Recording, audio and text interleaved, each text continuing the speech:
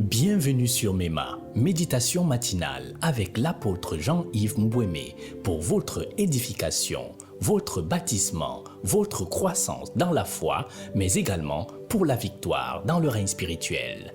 La méditation matinale restaurée au cœur de l'humanité comme l'arme donnée par Dieu pour garantir le succès. Josué 1, verset 8. Bonjour bien-aimé dans le Seigneur, que le Seigneur te bénisse abondamment dans le merveilleux nom de notre Seigneur Jésus-Christ. Je suis encore béni en cette matinée de partager sur cette plateforme qui est devenue pour moi une plateforme d'amour. Peut-être même si le Seigneur permet et que tu le veux, tu n'as qu'à manifester ce désir. Nous aurons souvent des méditations matinales chaque fois selon que le Seigneur nous a instruits depuis le programme de 14 jours de jeûne et de prière. Nous avons clôturé avec lui, mais le Seigneur m'a mis un fardeau ce matin de partager fortement avec toi l'après-jeûne. Parce que tu dois comprendre qu'après le jeûne, c'est une autre étape. Et si cette étape est mal gérée, cette étape peut réduire à néant les efforts que nous avons mis et l'énergie, le dynamisme que nous avons cumulé pendant les moments de jeûne. Voilà pourquoi tu ne dois pas relâcher des efforts dans la recherche de la face de Dieu, même après que le jeûne soit terminé. Nous avons terminé avec les 14 jours, mais ça ne veut pas dire que nous sommes déjà assis avec Dieu, ou bien nous avons quitté la terre. Nous demeurons sur la terre et au milieu de combat, là où l'adversaire, lui, il ne dort pas. Et il continue de parcourir et de marcher comme un lion rugissant, cherchant qu'il va dévorer. Alors, bien-aimé, je voudrais te mettre en garde. Ne te relâche pas. Garde la flamme. Que le feu continue de brûler sur ton autel de façon très intense. Le feu a 3 caractéristiques majeures. Quand le feu brûle, il chasse au loin les prédateurs. 2. Quand le feu brûle, pendant qu'il est en train de brûler, il apporte un éclairage maximum. Donc quand le feu est en train de brûler, en même temps ça éclaire. 3. Quand le feu brûle, il te permet de te réchauffer. Donc garde le feu afin que ces 3 choses puissent répondre dans ta vie. 1. Que les prédateurs de ta vie soient gardés très loin de toi. 2. Qu'il y ait une lumière qui soit en train d'illuminer aux alentours et permet de repousser les ténèbres, que tu discernes à distance à cause du feu qui brûle en toi. 3. Que toi-même tu sois réchauffé et que tu ne sois pas refroidi et glacé au nom de Jésus-Christ. Alors, l'après-jeûne a souvent beaucoup de dangers. Et je vais vous montrer quelques-uns avant qu'on ne prenne le thème véritable de méditation de ce matin. L'après-jeûne, si tu te relâches, sache que c'est le moment où l'ennemi, lui, te visite. Jésus a été en train de jeûner pendant 40 jours. Satan ne s'est pas présenté. Mais c'est à la fin du jeûne de 40 jours que Satan vient maintenant avec ses tentations. Parfois, les épreuves vont survenir donc maintenant. Certaines tentations vont venir. Non, tu peux déjà te relâcher. Ce qui est sûr, c'est que tu as posé les bonnes fondations pour l'année. Tu peux dormir sur tes lauriers. Ça va déjà. Ça, ce sont les tentations. Non, tu as déjà tout vaincu. Tu n'as plus besoin de faire quoi que ce soit. Ni sacrifice, ni don, ni quoi que. Tu as déjà tout fait. C'est terminé comme ça. Ça, ce sont les tentations. C'est ce que Satan s'est approché de Jésus. Il lui a dit maintenant, voilà les pierres, transforme en pain. Voilà le monde, prends la gloire, voilà ceci. Donc, ne commence pas à te glorifier. Non, j'ai fait 14 jours. J'ai réussi à faire 14 jours. Et voilà mon grand exploit. Refuse de tomber dans cela. Jésus-Christ a répondu fermement par la parole.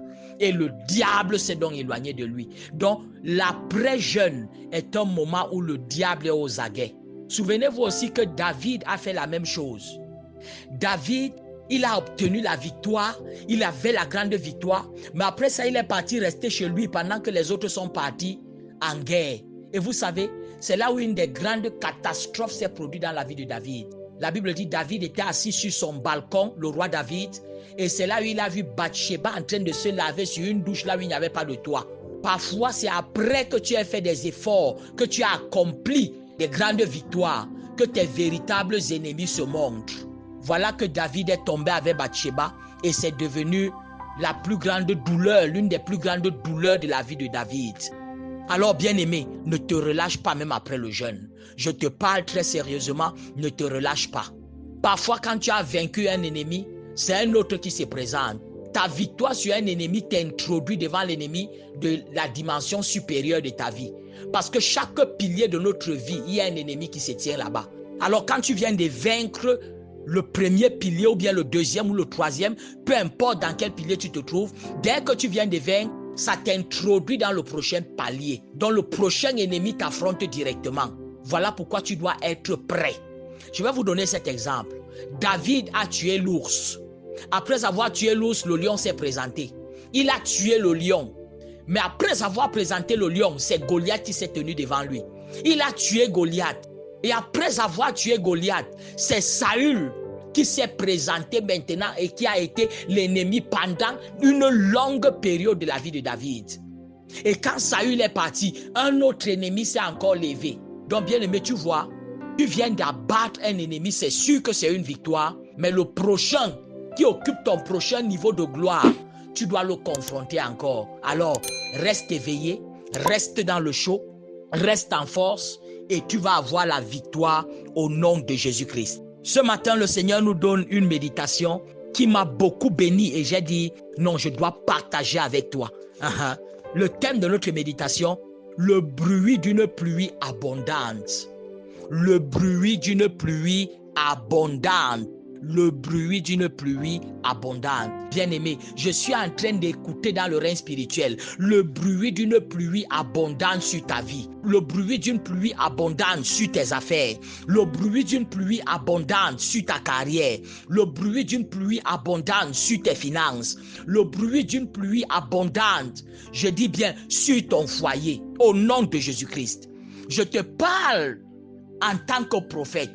Il y a un grand bruit d'une pluie très abondante qui va s'abattre sur le peuple du Seigneur après ces 14 jours de jeûne et de prière que nous venons de faire. Attends-toi à ça. Mais quand la pluie vient, il y a une préparation à faire. Et il y a quelque chose à faire pour manifester, pour que cette pluie-là soit manifeste. Parce que pour quitter du bruit à la pluie proprement dit, il y a des étapes et il y a des pas. Et c'est ce que je veux te révéler maintenant. On peut quitter du bruit pour la pluie. Et ça, c'est très important. 1 Roi chapitre 18, verset 41 à 46. 1 Roi chapitre 18, verset 41 à 46. Voici ce que la parole de Dieu dit. Élie dit à Achab, Élie c'était le prophète. Il a dit à Achab, Achab était le roi. Monte, mange et bois, car il se fait entendre un bruit qui annonce la pluie. Bien-aimé, est-ce que tu sais qu'après avoir fait un exercice spirituel fort, un bruit se fait entendre quand tu as des oreilles spirituelles? Et ce bruit-là annonce l'arrivée de la pluie. Et certaines personnes doivent déjà se laver et commencer à aller manger. Mais toi, qui es le détenteur de tous les décrets, il y a quelque chose que toi tu dois faire. Tes enfants peuvent commencer à manger, mais toi, il y a quelque chose que tu dois faire. Écoute chaque jour les méditations matinales pour ta croissance et ton éveil spirituel. Pendant que tu écoutes Méditation matinale chaque jour, tu grandis, tu t'édifies, tu reçois la force dès le matin pour confronter et vaincre les challenges de la journée. Voilà pourquoi Élie, lui, dit à Achab, va, mange. Pour toi, c'est tu aimes manger, tu aimes faire, va manger et fais tout. Parce que j'ai déjà entendu le bruit là et ça va arriver. Mais Élie, lui, ne part pas manger. Il ne part pas faire comme... Non, il ne part pas se relaxer. Il sait que puisqu'il a entendu un bruit, il faut que le bruit là se transforme en ce qui est de manifeste, qui peut bénéficier de façon palpable à tous. Et regardez les pas qu'il entreprend. Verset 42. Achab monta pour manger et pour boire, mais Élie monta au sommet du Carmel et il se pencha contre terre. Il mit son visage entre ses genoux et dit à son serviteur, monte regarder du côté de la mer. Le serviteur monta et il regarda et il dit, il n'y a rien. Bien-aimé, je veux te souligner quelque chose ici rapidement, écoute-moi attentivement. Achab lui descend, il part manger. Élie lui monte au sommet d'une montagne pour la prière. Est-ce que tu sais que le jeûne doit t'introduire dans un esprit de prière plus intense? Cela veut dire que même quand le jeûne s'arrête, ton esprit doit être dans une prière très intense parce que ton moteur a démarré en force. Donc Élie est parti davantage dans la prière. Il est monté sur le mont Carmel, la montagne de la prière. Il est reparti là-bas. Même s'il ne jeûnait plus, il est reparti là-bas pour la prière. Je parle à quelqu'un quelque part.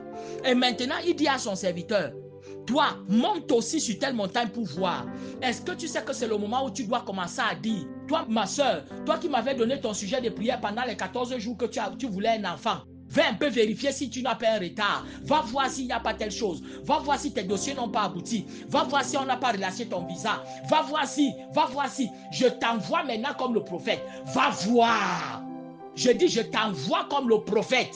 Va voir et tu vas voir quelque chose. Tu vas voir un signe. Tu vas voir un signe que la pluie est en train de tomber. Tu vas voir un signe qu'il y a un changement. Va voir. Toi qui étais là et tu es venu avec la maladie, tu penses, tu as pris le programme en te disant que tu veux être guéri. Je t'envoie comme le prophète. Monte sur la montagne et va voir. Va faire un test. Va regarder. Oh, fais un pas et va voir. Au nom de Jésus-Christ. Regarde encore, bien-aimé. La parole de Dieu, hein, c'est un repas. C'est un repas, je te dis la vérité. Le serviteur, lui, il est monté pour aller voir. Mais Élie, lui, il a plié encore la tête et il a mis sur le sol pour prier. Quand tu es le pilier d'une famille, bien-aimé, tu les envoies aller voir. Tu envoies les autres aller manger. Mais toi, tu plies encore ta tête entre tes pieds. Tu engages encore une autre dimension de prière. Parce que ce que tu as entendu là, tu dois rendre cela visible et tangible pour tous. Et pour ça, tu envoies ceux à qui tu crois le plus. Tu les envoies aller vérifier quelque chose. C'est pour cela qu'il a envoyé son serviteur. Va voir s'il y a quelque chose. Et le serviteur revient, il dit qu'il n'a rien vu. Bien-aimé, il y a des gens comme ça. Ils vont aller, ils disent, oh, j'ai fait le test, j'ai regardé, on n'a pas vu. Tu n'as rien vu. Je vais t'envoyer jusqu'à ce que tu voies. Je te renvoie encore. Tu as fait le test, tu as vu qu'il y avait encore la maladie là. Je te renvoie, va encore faire. Tu es parti voir tes dossiers, on ne t'a pas appelé. Je te renvoie, va encore. Tu es parti, ton visa, on n'a pas donné. Je te renvoie, va encore. Et je vais te renvoyer jusqu'à ce que tu voies. Parce qu'il y a quelque chose que tu dois voir. Et au fur et à mesure que je vais te faire grimper par les enseignements, par la prière, par l'exhortation, tu vas finir par voir. Tes yeux vont finir par s'ouvrir. Au nom de Jésus-Christ. Ça, c'est une saison dangereuse pour quelqu'un. Quelqu'un va voir quelque chose de grand pour sa vie au nom de Jésus. Regardez, verset 44. Élie dit 7 fois. Retourne. Donc Élie a renvoyé 7 fois. Je te renvoie 7 fois. 7 fois, c'est le signe de la perfection. Cela veut dire que je t'envoie de façon parfaite. Va et vois. C'est-à-dire, va et obtiens un résultat. Va et vois un témoignage. Va et obtiens une victoire. Au nom de Jésus-Christ. Verset 44. À la 7e fois, il dit, voici un petit nuage qui s'élève de la mer et qui est comme la paume de la main d'un homme. Élie dit, monte et dis à Achab, attelle et descends afin que la pluie ne t'arrête pas. En peu d'instants, le ciel s'obscurcit par les nuages, le vent s'établit et il y eut une forte pluie. Achab monta sur son char et partit pour Jezreel. Et la main de l'Éternel fut sur Élie, qui se saignit les reins et qui courut devant Achab jusqu'à l'entrée de Jezreel. Bien-aimé, regarde un peu.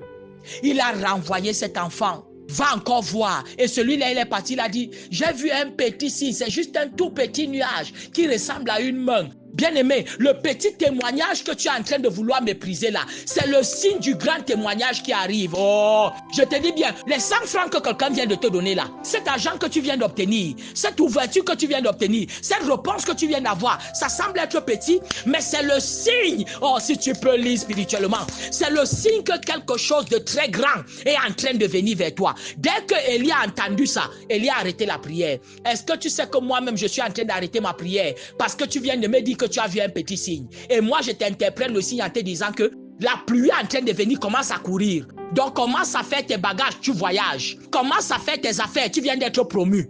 Commence à refaire ton bureau, tu viens d'obtenir une promotion. Commence à refaire tes avancées. Commence à préparer ton mariage. Quelqu'un vient demander ta main et il est très pressé de t'épouser. Il est très pressé de t'épouser. Commence à reprendre tes habits, tu n'es plus malade. Quitte ce lit là au nom de Jésus. Et c'est là où Élie lui-même dit encore au roi, commence à courir, descends maintenant, va vite en ville. Mais tu sais, quand tu es l'intercesseur de la famille, oh, c'est ici alors que j'aime.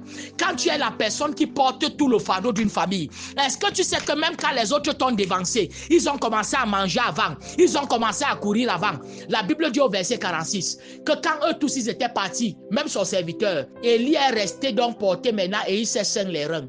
Et la Bible dit, la main de l'Éternel a été sur Élie, il est venu dépasser Achab qui était sur les chars. part. Est-ce que tu sais que quand tu es la personne qui intercède pour une famille, quand tu es la personne qui a le cœur pour accomplir de grandes choses avec Dieu, même quand les autres t'ont précédé, toi tu vas venir les dépasser et entrer dans la bénédiction? Bien-aimé, j'annonce à quelqu'un qui a sacrifié devant l'Éternel, quelqu'un qui s'est donné pour l'Éternel, quelqu'un qui a fait des grandes actions et qui a regardé pendant longtemps comme si les autres l'avaient laissé au banc de touche. Non, je me parle à moi-même. Je te dis, c'est peut-être pas toi, mais je me parle à moi-même. Quelqu'un qui s'est vu comme le rejeté, quelqu'un qui s'est vu comme celui qui était délaissé et resté en arrière. Bien-aimé, la Bible dit, la main de l'Éternel fut sur Élie qui vint et dépassa tout le monde. Je te vois dépasser tout le monde. Je te vois dépasser tout le monde. Je te vois les dépasser et entrer dans la grande ville au nom de Jésus-Christ. Je déclare que tu es béni. La parole de l'Éternel est sur toi. La main de l'Éternel est sur toi. Je suis l'apôtre Jean-Yves Bouémé pour te servir. Que le Seigneur te bénisse abondamment. Un seul mot, une seule parole, c'est Shalom. J'espère que tu as été édifié encore ce matin avec l'apôtre Jean-Yves Mbouémé. Retrouve l'intégralité des méditations précédentes sur toutes les plateformes MEMA. Télécharge l'application MEMA sur les plateformes Play Store et Apple Store, disponible aussi pour desktop. Retrouve MEMA, méditation matinale, avec l'apôtre Jean-Yves Mbouémé sur toutes les plateformes Facebook, WhatsApp, YouTube, TikTok et édifie ton âme. Rendez-vous demain encore pour une autre méditation matinale. Like, partage et abonne-toi à la chaîne MEMA.